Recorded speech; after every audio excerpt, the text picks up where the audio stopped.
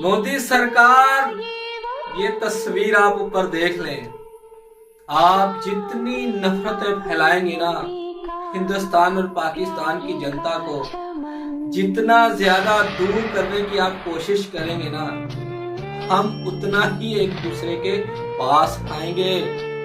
कल वाले मैच में विराट और नसीम शाह की एक ऐसी तस्वीर सोशल मीडिया के ऊपर वायरल हो रही है और पॉलिटिक्स को भैया मिर्चें लगी हुई हैं कि आप आपस में इतना प्यार क्यों दिखा रहे हैं। हम दिखाएंगे। आप एंटी पाकिस्तान चलाएं, हम हिंदुस्तान और पाकिस्तान की जनता एक दूसरे से इतना ही प्यार बढ़ाएंगे और आपको उतनी ही ज्यादा तकलीफ पहुंचेगी।